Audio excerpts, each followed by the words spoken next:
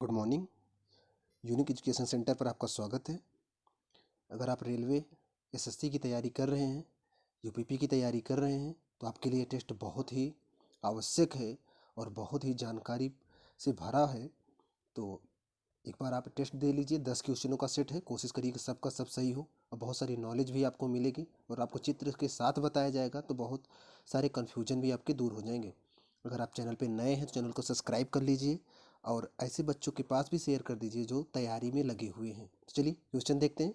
कोशिश करिए कि आपका ढेर सारा सही हो और पूरे कॉन्फिडेंस से एकांत में बैठकर टेस्ट दीजिएगा। कोशिश करिए कि आप ऑनलाइन टेस्ट दें ताकि आप कमेंट में अपना नंबर भी, स्कोर भी लिखें, ताकि पता चले कि आप कितने तैयार हैं।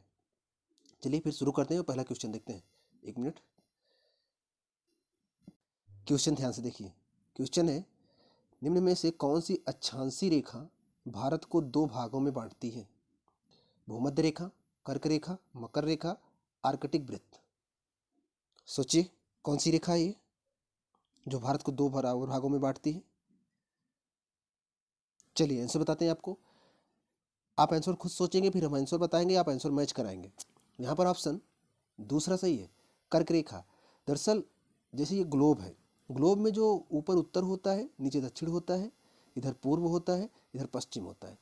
जो पूर्व से पश्चिम रेखाएं, काल्पनिक रेखाएं मानी गई हैं, उन्हें कहा जाता है अक्षांश रेखाएं। जो उत्तर से दक्षिण काल्पनिक रेखाएं मानी गई हैं ग्लोब पर, इन्हें वो कहा जाता है देशांतर रेखाएं। तो यहाँ पर अक्षांशीय रेखाओं की बात किया है। कह रहा है कौन सी अक्षांशीय रेखाएं जो भारत को दो बराबर भागों में बांटती हैं, तो वो है कर्क रेखा। अब भारत का मैप अगर बनाएंगे तो भारत का मैप कुछ ऐसे बनेगा, ऐसे ऐसे। तो ये कर्क रेखा ऐसे गई है, तो ये भारत को लगभग दो बराबर भागों में बांटती है। एक मिनट, आप इस मैप में देखिए, ये विश्व का मैप हमने खोल रखा है। देखिए पूरे विश्व है, इधर अफ्रीका है, तो हम भारत को दिखाते हैं आपको। ये भारत है, देखो आप इंडिया लिख के आ रहा है, तो ये भारत है।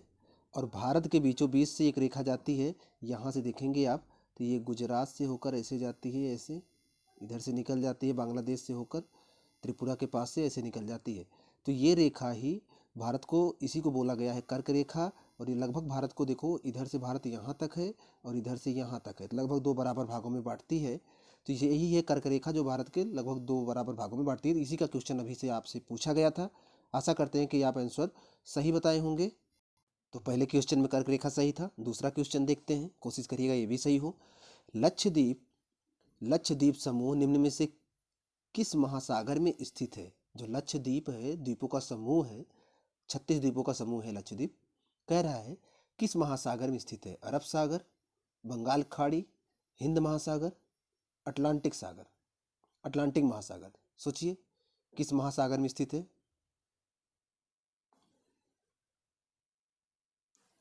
चलिए आप आंसर सोच लिए होंगे, हम आपको आंसर बताते हैं।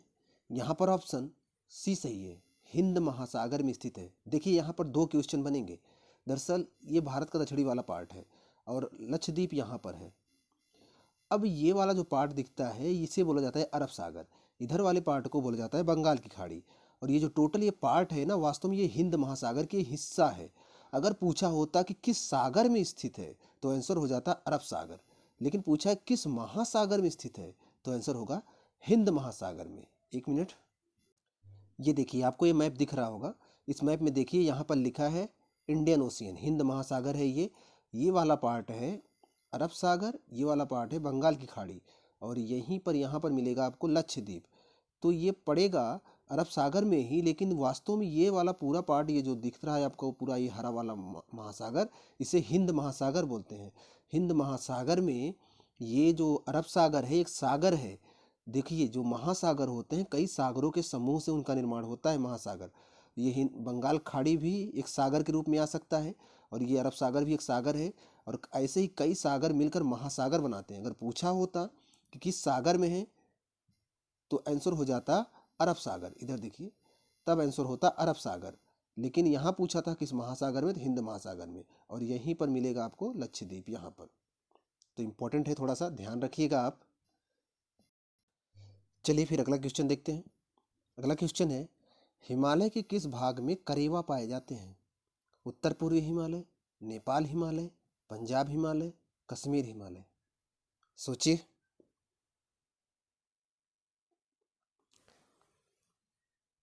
चलिए हम आपको आंसर बताते हैं। यहाँ पर ऑप्शन डी सही है। ऑप्शन डी सही है। दरअसल अगर भारत का हम मैप बनाएं, एक मिनट, ऐसे बनेगा ये, तो ये वाला पार्ट जम्मू कश्मीर में आता है। तो कश्मीर में ये वाला पार्ट, ये इसे बोला जाता है कश्मीर हिमालय। हिमालय के 3 भाग होते हैं, ये लघु हिमालय, उसके बाद बृहद हिमालय, फिर शिवालिक हिमालय। तो इधर शिवालिक हिमालय में ही यहाँ पर कश्मीर वाले पार्ट में करेवा मिलते हैं। करेवा क्या होते हैं?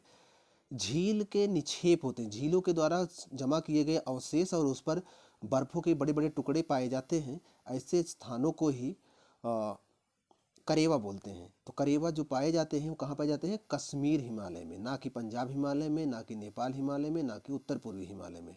यहाँ पर ऑप्शन डी सही है, याद रखिएगा, इंपॉर्टेंट भी है। चलिए अगला क्वेश्चन देख लेते हैं। अगला क्वेश्चन है, लोकटक झील किस राज्य में है? सरल क्वेश्चन है। लोकटक झील किस राज्य में है?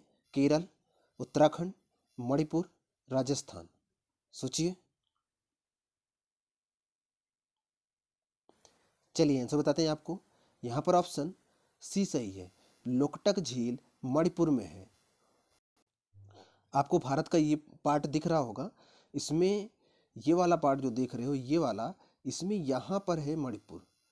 मणिपुर, यहीं पर मिलता है लोकटक झील। अगर हम आपको भारत का मैप बनाकर दिखाना चाहें तो ये भारत का मैप ऐसे बनेगा,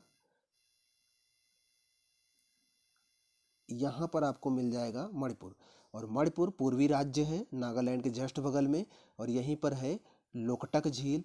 याद रखिएगा, बहुत इम्पोर्टेंट है। अगर बात करें केरल का, तो केरल में है वेम्बनाड झील। बात करें राजस्थान का, तो राजस्थान में है सांभर झील। आप सुने होंगे, खारे पानी की सबसे बड़ी झील है सांभर झील राजस्थान में, और केरल में वेम्बनाड झील, मणिपुर में लोकटक झील। तो ये सब इम्पोर्टेंट है। अगर बात करें उत्तराखंड का, तो उत्तराखंड में है सात ताल झील, नैनीताल झील, राकसताल झील, मलाला झील, मालाताल झील। ये सब उत्तराखंड की झीलें हैं। और मणिपुर में लोकटक झील अभी हमने आपको बताया था। और केरल में अगर बात करें तो केरल का वेम्बनाड झील काफ़ी मशहूर है। इसके साथ राजस्थान में जयसमंद झील, फतेह सागर झील, डिंडवाना झील, सांभर झील, ये भी काफ़ी महत्वपूर्ण है। तो कई झील आपको बताए हैं, इनको आप याद रखेंगे, पेपर में आते रहते हैं। चलिए अगला क्वेश्चन देख लेते हैं। अगला क्वेश्चन है, निम्नलिखित में से कौन अंडमान द्वीप समूह को निकोबार द्वीप समूह से अलग करता है? 11 अंश चैनल, मन्नार की खाड़ी, 10 डिग्री चैनल, अंडमान सागर। सोचिए, काफ़ी सरल क्वेश्चन है। कौन अलग करता है अंडमान द्वीप समूह को निकोबार द्वीप समूह से? चलिए आंसर बताते हैं आपको। यहाँ पर ऑप्शन सी सही है, 10 डिग्री चैनल। दरअसल भारत का जो मैप बनता है उसका दक्षिणी पार्ट ये वाला ऐसे है, तो इधर से अंडमान निकोबार द्वीप समूह शुरू होता है। तो अंडमान निकोबार द्वीप समूह को 10 डिग्री चैनल ऐसे यहाँ से ऐसे बांटता है, तो यही है 10 डिग्री चैनल। याद रखेंगे, इंपॉर्टेंट भी है, कई बार पूछा भी गया है। चलिए अगला क्वेश्चन देखते हैं। अगला क्वेश्चन है, निम्नलिखित में से किस पर्वत श्रेणी में दोदा बेट्टा चोटी पाई जाती है? किस पर्वत श्रेणी में है? नीलगिरी, अन्नामलाई, कार्डामम, नल्ला मल्ला। सोचिए, किस पर्वत श्रेणी में दोदा बेट्टा पर्वत चोटी है? चलिए आंसर बताते हैं। यहाँ पर ऑप्शन पहला सही है। दरअसल नीलगिरी की जो चोटी है उसी में दोदा बेट्टा चोटी पाई जाती है। तो ये नीलगिरी में स्थित है। नीलगिरी आपको बता दें, ये तमिलनाडु में मुख्य रूप से फैली हुई है। इधर देखिए, ये नीचे वाला पार्ट तमिलनाडु है। हम इसको थोड़ा बड़ा करते हैं, अब आपको दिख रहा होगा। एक मिनट, ये वाला पार्ट देखिए, आपको दिख रहा होगा। और यहाँ पर ये वाला पार्ट आप देखो, ये वाला पार्ट अलग हुआ है, ये केरल है, और यहीं से कर्नाटक अलग होता है। तो ये नीचे वाला पार्ट तमिलनाडु है। तमिलनाडु में नीलगिरी जो आपको मिलेगी, यहाँ पर मिलेगी। और एक अन्नामलाई पर्वत श्रेणी है, वो इधर केरल में ऐसे आई हुई है, और यहाँ पर नीलगिरी है। इधर से पूर्वी घाट पर्वत श्रेणियाँ आई हुई हैं, इधर से पश्चिमी घाट पर्वत श्रेणियाँ आई हुई हैं, और जहाँ मिलती हैं उसे नीलगिरी कहते हैं। नीलगिरी गांठ के नाम से जाना जाता है। तो इसी की जो चोटी है दोदा बेट्टा, इसी नीलगिरी पर है। और यही नीलगिरी पर नीलकुरुंजी पुष्प भी मिलता है। तो यहाँ पर ऑप्शन ए सही होगा, नीलगिरी। चलते हैं नेक्स्ट क्वेश्चन पर। तो क्वेश्चन देखते हैं अगला। कह रहा है निम्नलिखित में से किस नदी को बंगाल का शोक के रूप में जाना जाता है? गंडक, कोसी, सोन, दामोदर। सोचिए। चलिए आंसर बताते हैं आपको। यहाँ पर ऑप्शन डी सही है, दामोदर नदी को बंगाल के शोक के रूप में जाना जाता है। दरअसल अगर हम भारत का मैप बनाएं तो थोड़ा सा ध्यान से देखिए आप, समझना यहाँ बहुत ज़रूरी है ये वाला पार्ट। तो इधर से गुजरात बन जाएगा इससे, और इधर नीचे तमिलनाडु। तो हम ऐसे उत्तराखंड अगर अलग करें तो यहाँ सिक्किम ऐसे। तो एक मिनट,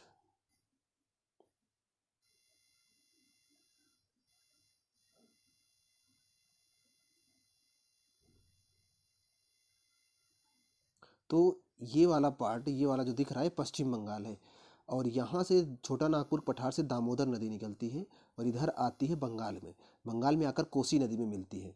तो पश्चिम बंगाल में कोसी नदी में मिलने से पहले इस नदी में बहुत ज़्यादा पानी आ जाता था, तो बाढ़ स्थिति आ जाती थी। तो पश्चिम बंगाल में इस नदी से बहुत बाढ़ आता था, तो वहाँ के लोगों को बहुत समस्या होती थी।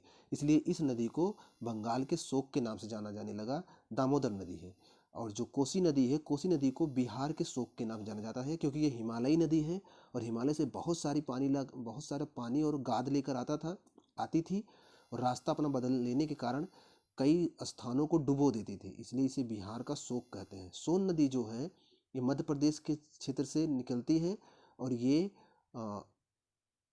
गंगा नदी में जाकर मिलती है बिहार में। तो सोन नदी, इसको शोक नहीं बोलते, गंडक को भी शोक नहीं बोलते हैं। कोसी को बिहार का शोक और दामोदर को बंगाल का शोक कहा जाता है। तो दोनों इंपॉर्टेंट है, याद रखेंगे आप।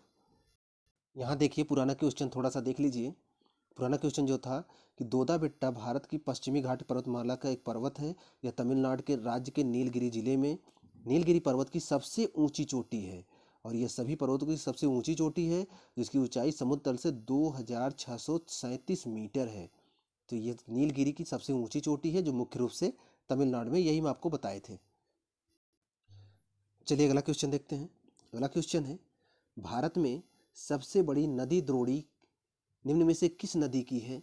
सिंधु, गंगा, ब्रह्मपुत्र, कृष्णा। सोचिए।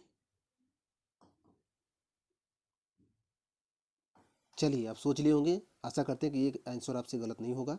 यहाँ पर ऑप्शन दूसरा सही है, बी गंगा का। दरअसल नदी द्रोणी क्या होता है ये समझिए। जैसे गंगा निकली उत्तराखंड से, ऐसे जाती है, ऐसे बंगाल खाड़ी में गिर जाती है, फिर इससे बहुत सारी नदियाँ ऐसे मिली होंगी। अकेले गंगा ही तो होगी नहीं, इसकी बहुत सारी सहायक नदियाँ होंगी, फिर उनकी भी सहायक नदियाँ होंगी, फिर उनकी भी सहायक नदियाँ होंगी।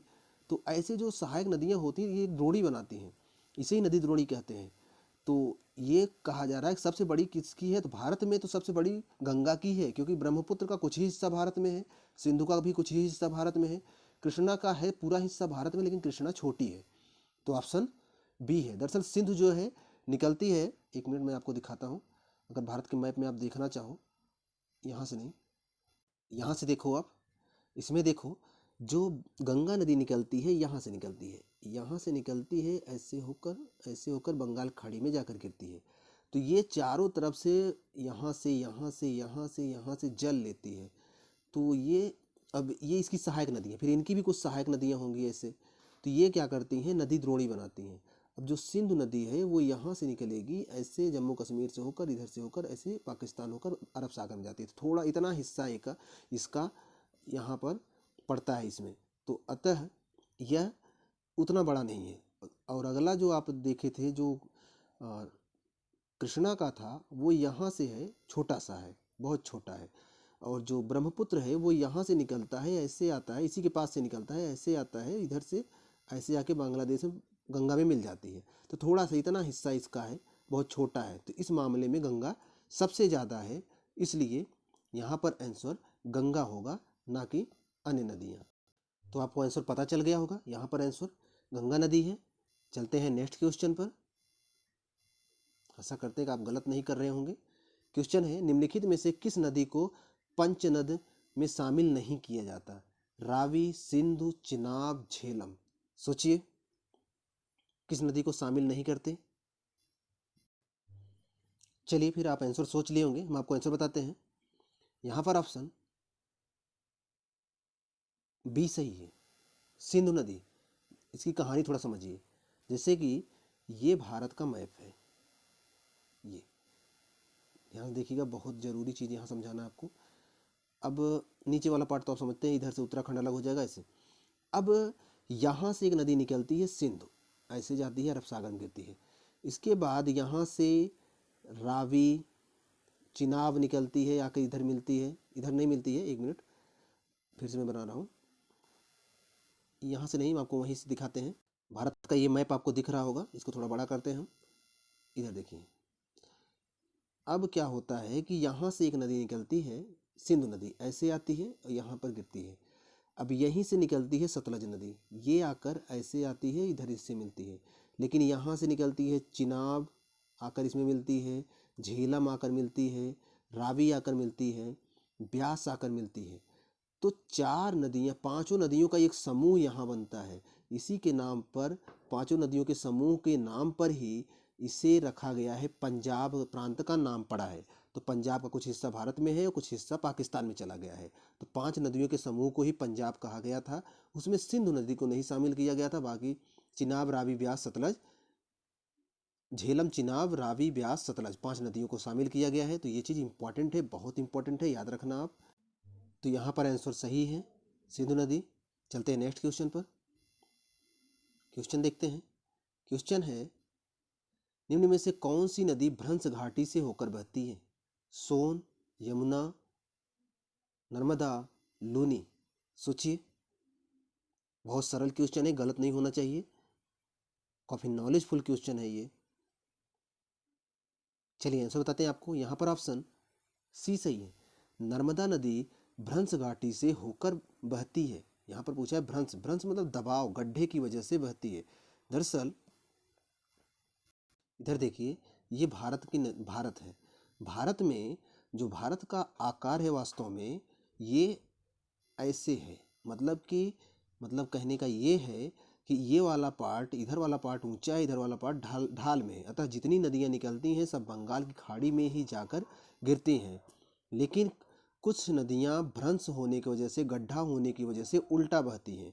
उनमें से है एक नर्मदा। नर्मदा इधर से निकलती मध्य प्रदेश के और इधर आकर उल्टा आकर बहती है। उल्टा बहने की वजह ये है कि इधर सतपुड़ा पर्वत है, इधर विंध्याचल पर्वत है, इनके बीच में गड्ढा बन गया है। इस गड्ढे को भ्रंश कहते हैं। भ्रंश की वजह से ये उल्टा बहती है। बाकी जितनी नदियाँ आप देखें वो भ्रंश में नहीं बहती, तीनों ऑप्शन वाली, केवल नर्मदा ही भ्रंश में बहती है। इसलिए जो क्वेश्चन पूछा गया उसका आंसर होगा नर्मदा नदी। तो यहाँ पर आप देख लीजिए, सोन जो है मध्य प्रदेश से निकल कर गंगा में जाकर मिलती है, तो ऊपर जाकर गंगा में मिलती है। यमुना भी गंगा से मिलती है। लूनी गुजरात में लुप्त हो जाती है और भ्रंश में नहीं बहती। लेकिन नर्मदा नदी भ्रंश में बहती है। तो ऑप्शन सी सही है, याद रखेंगे। और नर्मदा बचाओ आंदोलन चलाया था मेधा पाटेकर ने, आप सुने होंगे, तो उसी से संबंधित है। तो ऑप्शन सी सही है। मुख्य रूप से यह गुजरात में सूरत के पास अपना एस्चुअरी बनाती है और सूरत के पास से होकर ही गुजरती है और सबसे बड़ी नदी है उल्टा बहने वाली नदियों में। तो ऑप्शन सी सही है, याद रखेंगे। यहाँ पर 10 क्वेश्चन कंप्लीट होते हैं। आशा करते हैं कि आपका ढेर सारा सही होगा। अगर आप चैनल पर नए हैं, चैनल को सब्सक्राइब कर लीजिए और ऐसे बच्चों के पास शेयर कर दीजिए जो लोग तैयारी में जुटे हुए हैं। आप पढ़ते रहिए। मिलते हैं नेक्स्ट वीडियो में। अगर वीडियो अच्छा लगा हो तो लाइक और सब्सक्राइब जरूर करिएगा।